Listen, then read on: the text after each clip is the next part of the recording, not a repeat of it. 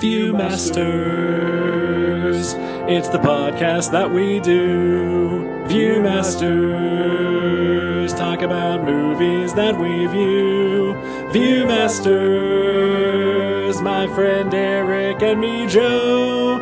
Viewmasters, hey, let's start the show. Hey, welcome to the Viewmasters, episode 280, Dune. My name is Joe. My name is Eric.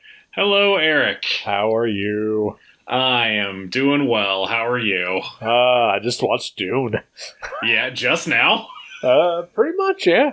All right. Ended about 20 minutes before we started recording, so. Nice. Yeah. All right. So how are you? How do you feel having watched Dune? Tired. Yeah? Yeah. Did you fall asleep during Dune? Multiple times. Oh, no. Oh, let's just get right into it. Yes, let's. What'd you think of Dune? It's fine, I guess. That's kind of how I felt, too. Yeah. Honestly.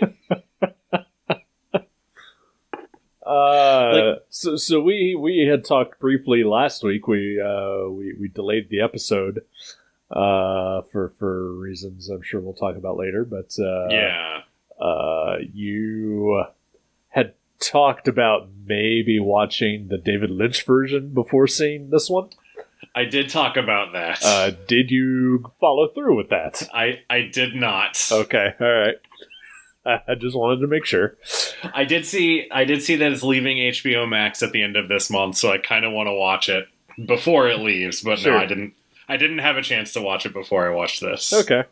Now, also, just this has been bugging me since last week. You recently rode on an airplane. Yes. Is that where you watched Dune? That is not where I watched Dune. Unfortunately, my Alaska flights did not have in-flight entertainment. Oh, that's unfortunate. I figured that's got to be the best way to watch it, right? Is on a tiny screen on the back of a chair. Honestly, if I'd had the option, I absolutely would have done that. Oh, excellent. As it was, I watched it on my phone, as God intended.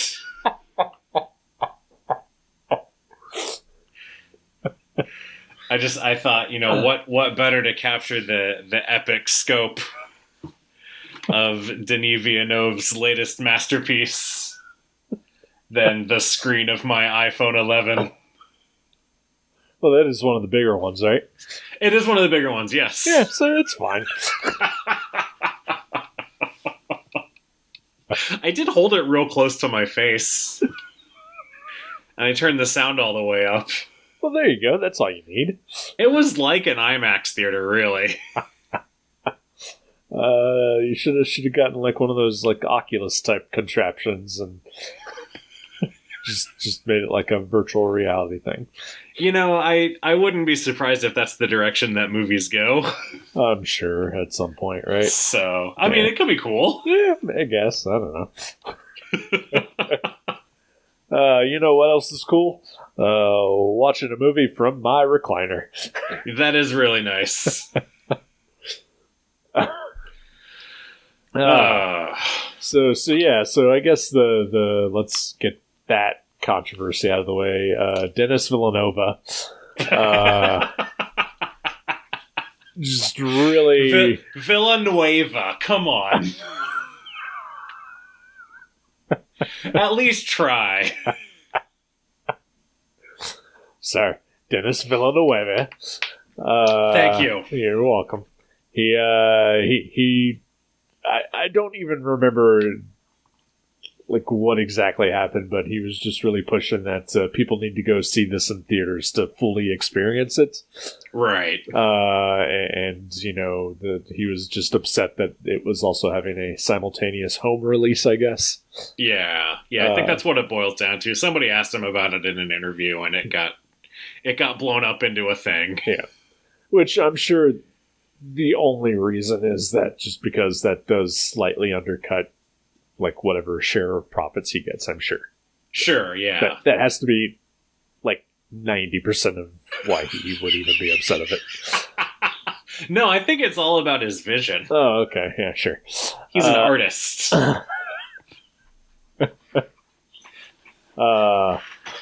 And of course, like the reaction to it has mostly just been people sort of clowning on him for it. And right. Deservedly so.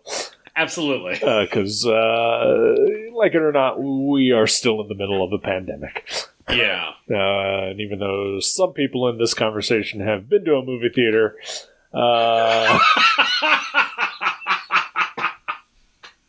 wow. Shots fired, sir.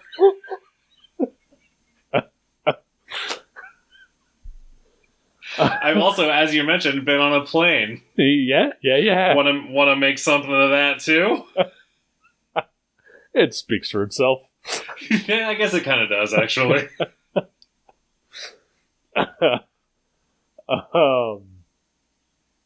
Yeah, no, just it's just not a great idea, especially if you have the option not to do it. Yeah, no, I totally agree. And you know what? I will forgive you for your going out to see Shang-Chi. It's not available to watch at home yet. Right. Yeah. Later this month, right? I think so. Yeah. Yeah. But Dune is, and so why wouldn't you?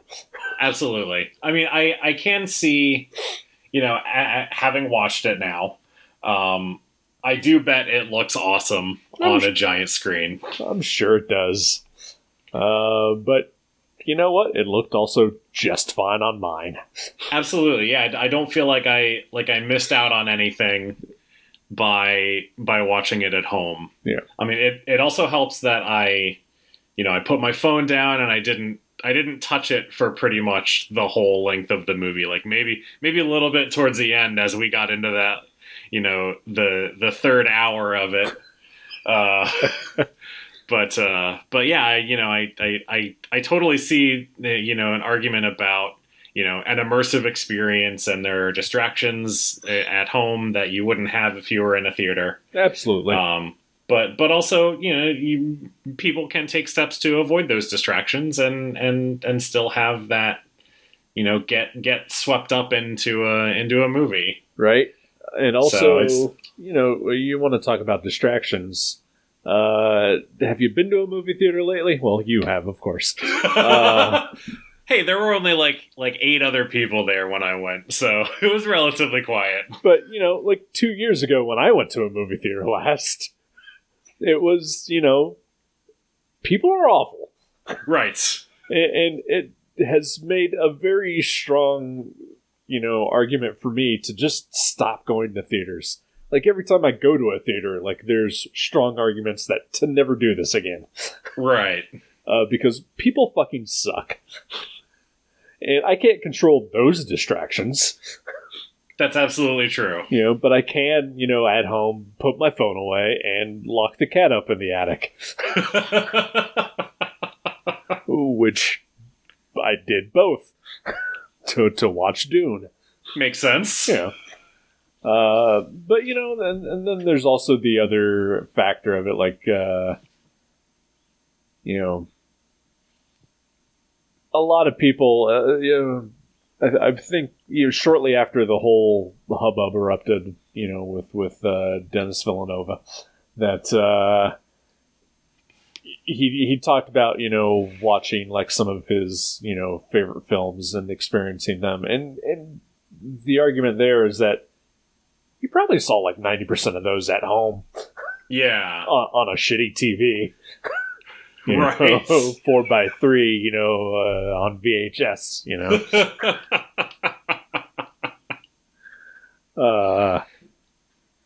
and so, like a lot of people's favorite movies probably were experienced that way.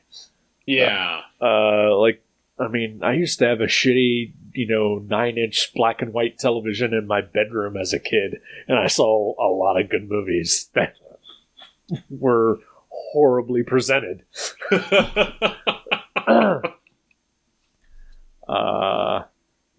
And I saw David Lynch's Dune when I was a kid on, my parents' TV on HBO, Nice.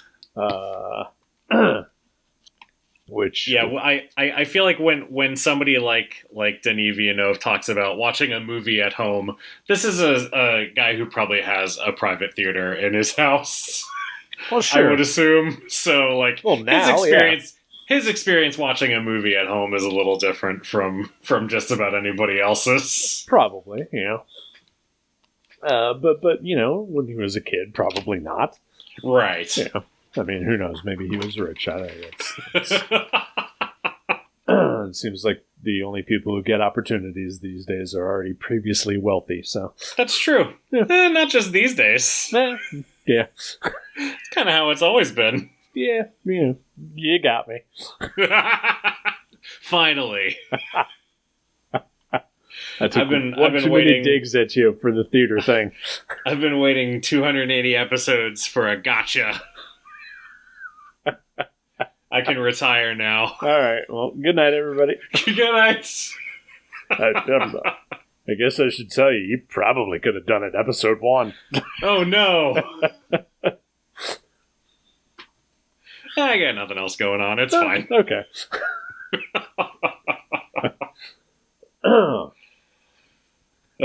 So have you read the Frank Herbert Dune novel? I have not. I made an attempt once when I was in the 4th grade, and it did not get very far. Gotcha. Yeah. I have not either because it doesn't have pictures. So I just don't go for that kind of thing. But I feel like so when you picked this last episode, you were upset. I had a reaction. Yeah. And I think I, for some reason, have had a weird, I don't know if it's a preconceived thing about Dune, but just I've heard so much about it. It's like, in my head, it was the nerdy thing that was a bridge too far. Okay, all right. Like I want to push Dune into a locker. I gotcha. And take its lunch money. Like, it's just too much. I can see your point there. It feels like people who are truly fans of Dune can kind of be execrable about it. Yeah. They're way too much into it, right? Yeah. Yeah. But also it's just like it's hard sci-fi. Right. And I need, I need the Force or something. I don't know what I need in my sci-fi to make it accessible for me. But that was sort of how I felt. Like, so when you picked it, I was like, oh great, I'm gonna finally deal with this now. Right. But I actually I feel like there's more going on than I thought in Dune. Mm-hmm. And I did enjoy it a lot more than I expected to. I mean, I went in with an open mind, as open a mind as I can have. Right. And I did end up enjoying it. So the way you're talking about Dune, or at least your preconceived notions of it, is pretty much exactly how I feel about Tolkien. Yeah, no, Lord of the Rings was that for me for a really long time too, before I saw the movies. Yeah. And even though I've seen the movies and have relatively enjoyed them, I still feel that way about them. Yeah. Especially when I heard about what the Similarian is, and I was just like, this is like a fucking textbook for this bullshit. And it just made me angrier and just dismissive. I guess So as I've said, when I was a kid, I watched the David Lynch Dune when it was on HBO. I remember it being like a big deal in my house that it was on. Okay. Like my family watched it on HBO premiere nights or whatever, on a Saturday. Amazing. My mom was super into it. That's awesome. And she, I remember her having countless conversations after we watched it, just, telling people how good it was. And, her mantra about it was sort of, well, it's just one of those movies you have to pay attention to. Okay. And so, later on in life when, I learned that people just didn't like that movie at all, I was confounded because I'd been trained that it was a good movie. Sure. And I liked it because my mom liked it. And I would also just say, well, you just have to pay attention to it. And so, a month ago, I watched the David Lynch version on HBO Max, not knowing that I was going to pick this, when it came out, but just, even then, I was still sort of maybe I just won't watch that, Yeah. But I wanted to rewatch the David Lynch version, and it's fine. It definitely has its problems. It's definitely weird at moments.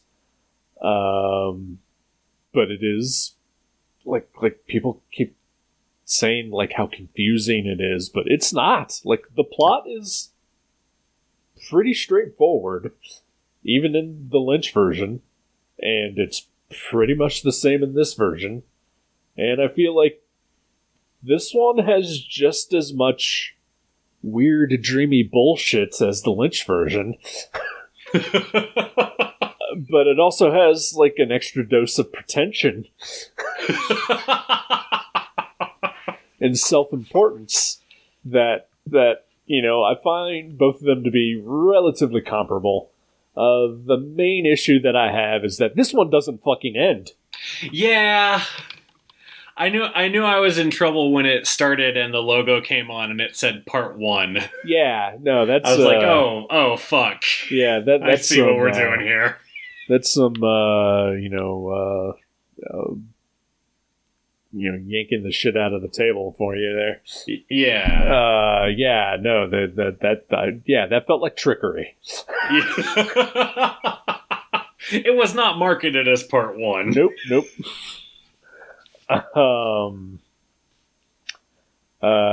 And yeah, and the thing is, I feel both movies are roughly the same, runtime.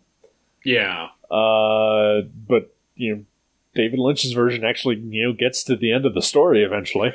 And this one just ends kind of in the middle.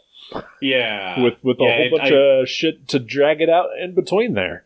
Yeah, I feel like while I was watching this, I was looking, well, maybe not looking, but just I was thinking about the fact that,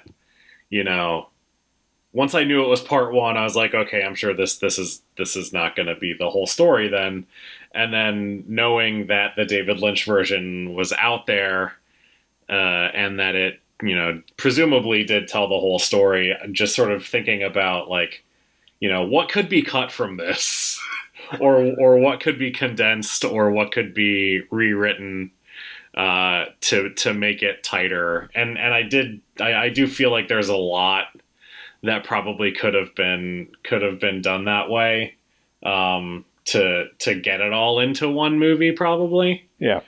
But also, there's a vibe to this movie. It feels otherworldly, in a way that a lot of other sci-fi and stuff just doesn't. It feels like an alien made this movie. and was it one of the really aliens from Arrival? It was one of the aliens from Arrival, yes.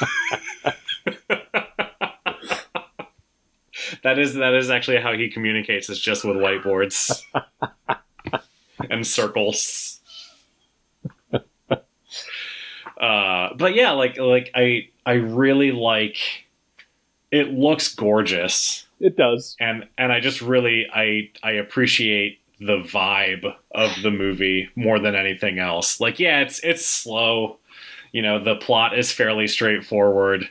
It's just a neat, like it feels like a movie that I would enjoy having on, you know, while I do other stuff eventually. just because I like how it feels. So I mean, there's no denying that Dennis is you're incorrigible. Yes, I am.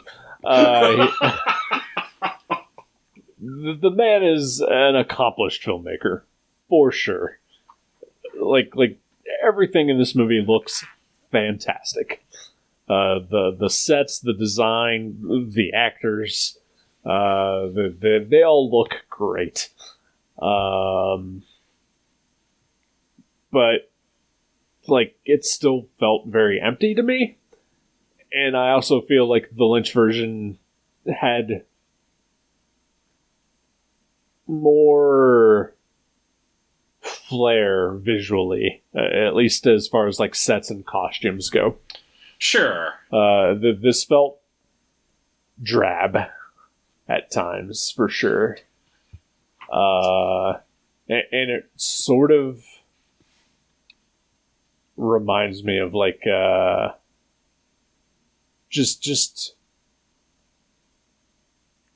there's like an aesthetic of like, you know, grounded realism that also seems to translate to just gray and dull. Yeah. And it feels like this leans into that a little bit, while still being, you know, relatively creative looking. It also seems bland. I can see that. Yeah. You know, a weird thought occurred to me, that it almost reminds me, and obviously I haven't seen this because it's not out yet, but the Eternals. Yes. Like it kind of looks like the Eternals, and maybe it's just that style of sci-fi storytelling. That's just what we do now. Right. Is stuff that looks like that. Whereas, yeah, obviously the source material for the Eternals we know is not that at all. Right. But yeah, no, I can totally see. Well, and maybe that contributed to the alien feel of the whole thing for me, is that it does sort of feel kind of cold and a little sterile at times. Yeah. But yeah. Like I don't know where I was going with that. We never know where we're going with anything. It's true. Thanks for listening. Like there's so like Baron Harkonnen in the Lynch version is just like a gross monster of a character. Sure. Just like covered with like boils and disease and just sweaty looking. Whereas this, it's just a stellar skateboard in a fat suit. I mean, he's very upsetting in this. But he does sound more upsetting just the way you described him. Oh, yeah. He in the other version. Far more upsetting in the other version. And then there's also, like, weird homoerotic undertones to the whole Harkonnen family in the other version. Okay. Here, they all just seem pretty, I don't know, just by the numbers. Sure. You know, of course, you know, you're missing out in this movie by not having, you know, Sting prancing around, but and instead get Dave Bautista just sort of lumbering his way through. Just doing, you know, angry Drax. Sure. And I think that's part of my problem with most of this movie is that I didn't really care for any of the actors in it. Okay. Especially, towards the latter half of the movie where it's just primarily Timothée Chalamet and Rebecca Ferguson. Yeah. And I did not find them appealing at all throughout.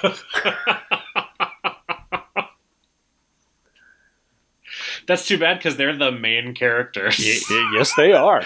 That makes it tough. Yep. Yes, it does. Can I say it tickles me that we're in the year 10,000 or whatever, Right? And we're on alien planets, and there's all these crazy aliens and spaceships and stuff, and the two main characters' names are Paul and Jessica. Yeah.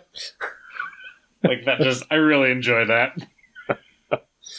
Well, just because I've seen the David Lynch version, in part 2, you'll get Paul's new name. Ooh.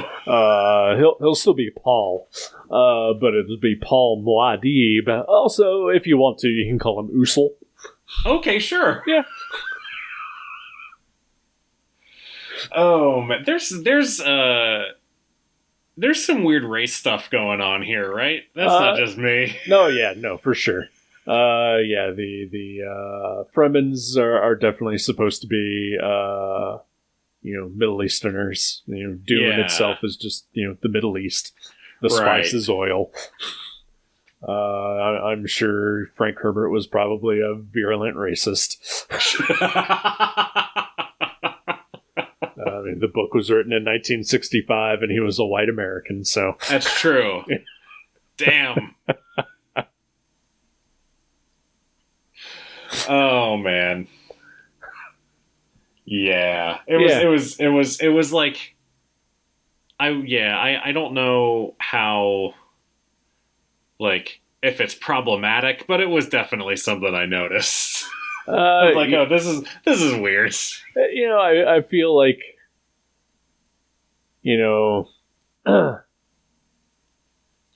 just comparing the two movies, they did definitely diversify the cast for this one.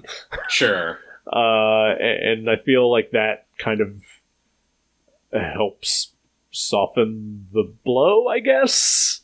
Like I don't know if it's necessarily like a blow or anything, but by having at least a diverse cast as sort of your rebellion characters against the Empire, that I think helps lessen the impact of whatever messaging was in the source material. Sure. Yeah. Because again, it is essentially, that's what it boils down to. It's rebels against the Empire. Exactly. It's fucking Star Wars. Right. There's mind powers and evil families and whatever. It's Star Wars. Yeah, it was something about the constant like dreamlike shots of Zendaya as like this like this exotic Fremen person. Just felt real weird to me. But yeah, no, you're right. There were definitely times like when they're on the ship, when Paul and Jessica are on the ship and they're like using their mind control powers to get themselves free and have the guards kill each other or whatever. I was like, oh yeah, that's just the Force. Yep. Okay. This is Tatooine. Gotcha. Yeah, pretty much. Yeah. In defense of the dreamlike shots of Zendaya, she is dreamy. So she is, absolutely. She's lovely. Yeah, no argument there. I wish he'd had more to do in this movie. Yeah, kind of a real bummer that she only shows up as a hallucination for most of the movie until the last 15 minutes. Yeah, when and then she has like becomes 3 a real lines. person. Yep. Javier Bardem also wasted in this movie. Yes. Again, sequel coming apparently, I know. so we'll get more of them. Oscar Isaac kind of wasted in this movie too. Yeah, we are not getting more of him. No, yeah, I mean he has a few nice scenes, but yeah, I always want more Oscar Isaac, and we are not getting any more of him. No, that I guess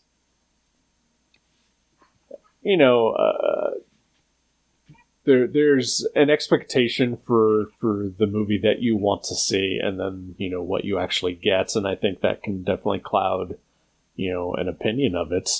And so I was, when I saw the part one, obviously I was just like, yeah, fuck, but then at the same time I was just like, well, maybe that means we'll get maximum Oscar Isaac throughout.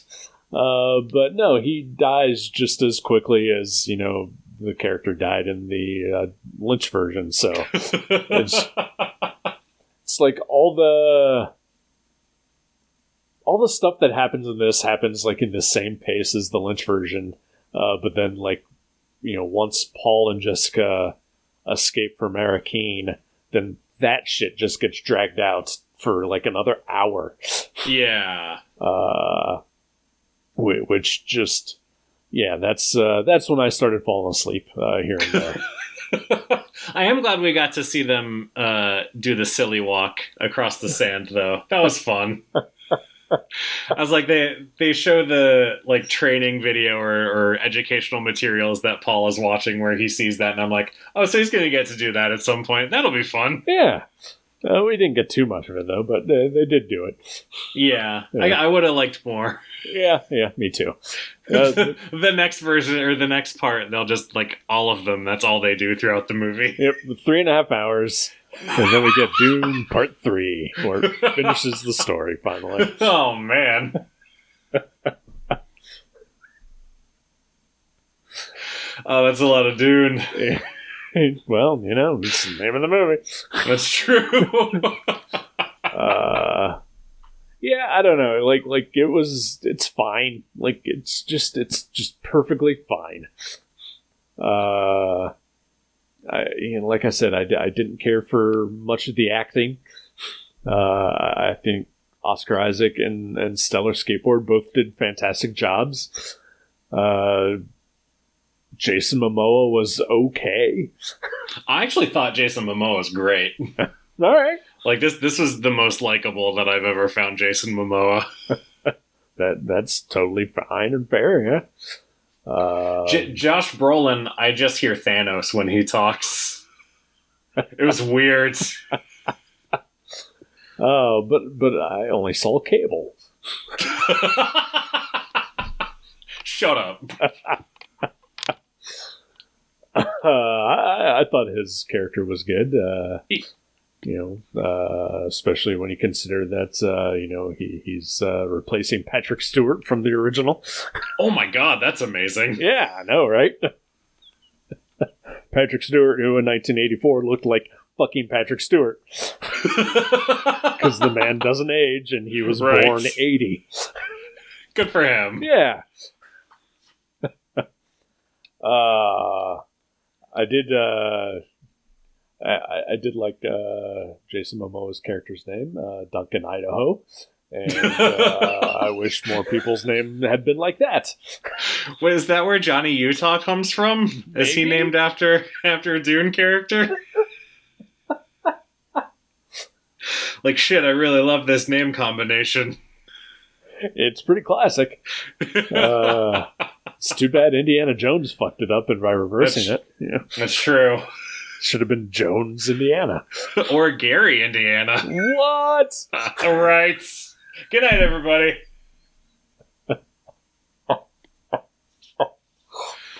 Oh, boy. Yeah, I enjoyed it. I could have liked it more, I think is what it boils down to. Is it's not bad at all. It's just kind of slow. It doesn't tell a complete story. Yeah. And it looks beautiful, so. Yeah, I mean, you know, I just,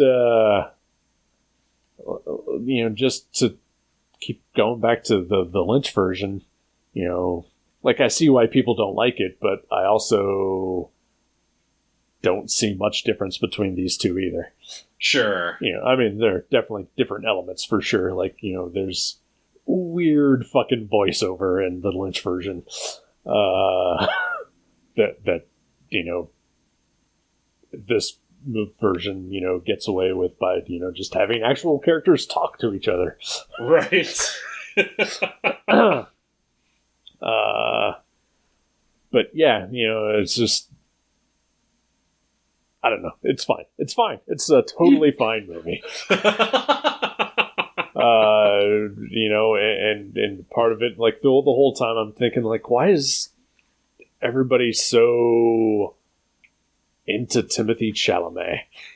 Like, that was a thing that I just didn't get through this, He has spectacular hair. He does, but, he's not the first or the last to ever have spectacular hair in a movie.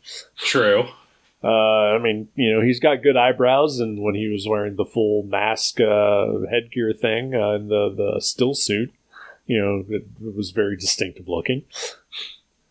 Some of that stuff towards the end when they were traveling through the desert, and there were just like shots of like Freeman like lined up against like desert walls.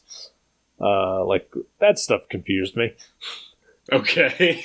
Like there was clearly a shot of Jason Momoa just like hanging out. And I was like, what is this? What's happening? All right. And then like the guy that, spoiler, that he kills at the end. Like there's a scene where like that guy's like talking to him and like they're gonna hang out and be buddies, but then, he kills him. So yeah. Like, what's happening? What's going on? Dreams, man. I guess. You can't trust them. Or have them. You can have them. It's okay. Nope. No, okay. Life has taught me otherwise. Oh, well, that's fair. We're talking about different kinds of dreams. Oh, okay.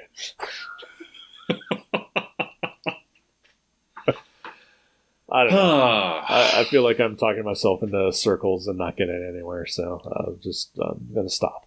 I think we have talked enough about Dune. Until part 2, anyway. Well, sure. Yeah, I guess we have to do that eventually. 2 years' time. Right. Yeah. All right. Anything bringing you happiness this week? It didn't happen this week, but last Thursday we did not record on Thursday because you were unavailable. You were out of town. So I took the opportunity to hang out with somebody that I have not seen in about 2 years. And ooh, who's that? Pretty fantastic, and that guy's name was Joe Grunenwald. What? Yeah, that's my name. Yeah, I found your double. Ooh, did you kill him? I did. Thank you. And then we were friends, just like in Dune. Right. No, yeah, that was my thing too. Is I got to travel to Ohio for a few days last week and over the weekend, and it was really great to see everybody that I had not seen in like 2 years. Yeah.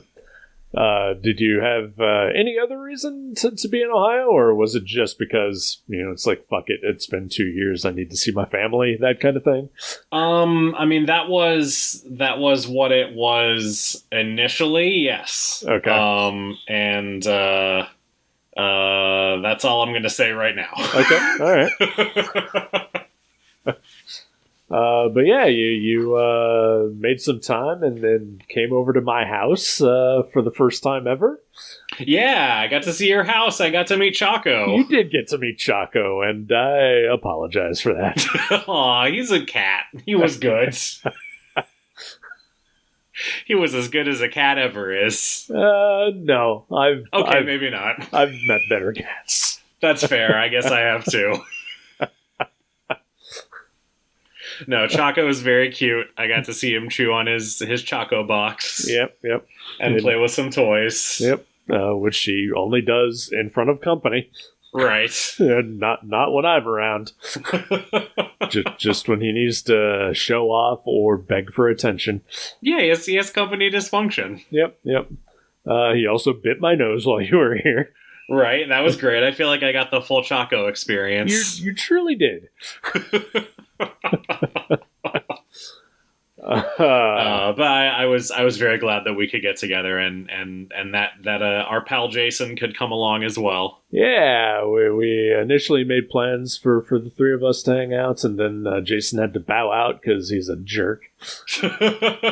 But then we guilted him back into doing it. So yeah, it was a lot of fun, and just could not have spent a Thursday night better than what we did last week. Yeah, did we guilt him back into it? Did you do that and I just didn't see it? No, yeah, okay. He actually made the effort to come. He did, yeah.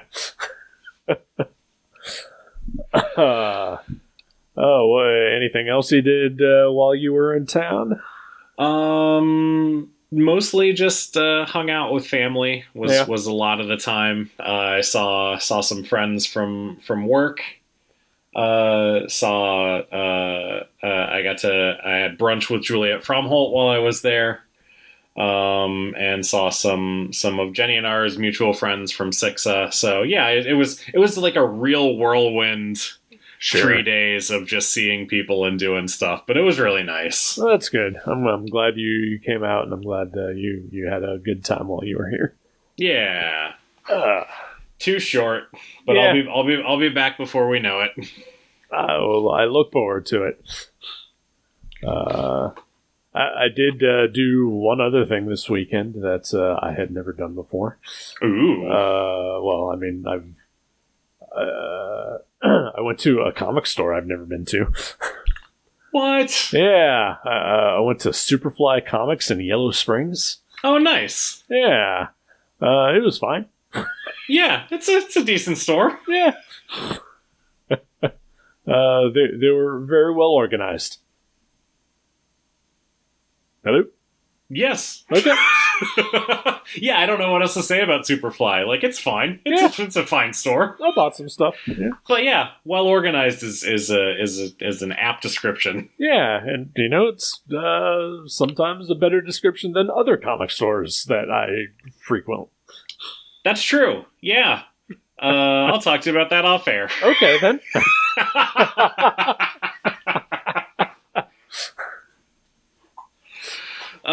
Should I pick a movie for next time? I mean, if you want to keep doing this, I guess.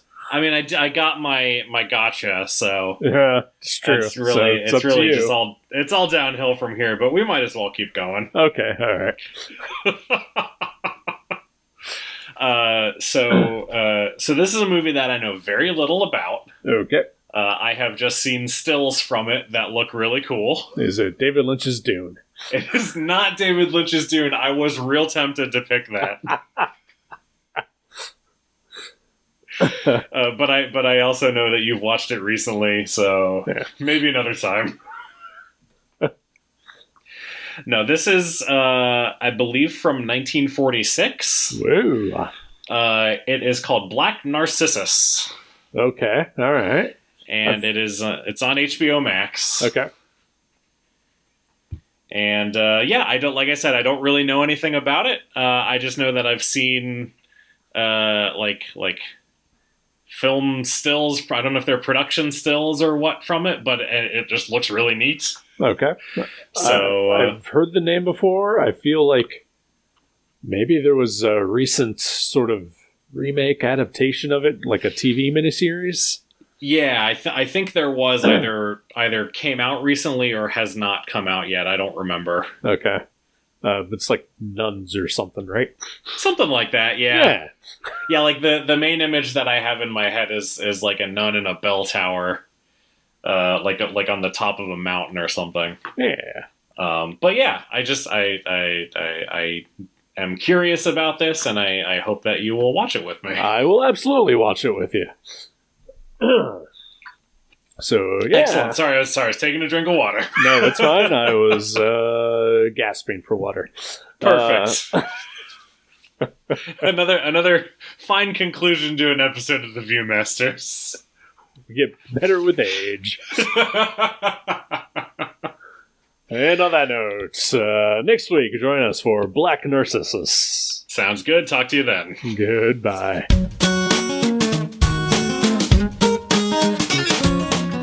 Thank you for listening to The Viewmasters. You can subscribe to the show directly at view.guttertrash.net or at iTunes and leave us a review. Visit view.guttertrash.net for email information and links to Facebook and Twitter. We'll see you next time on The Viewmasters.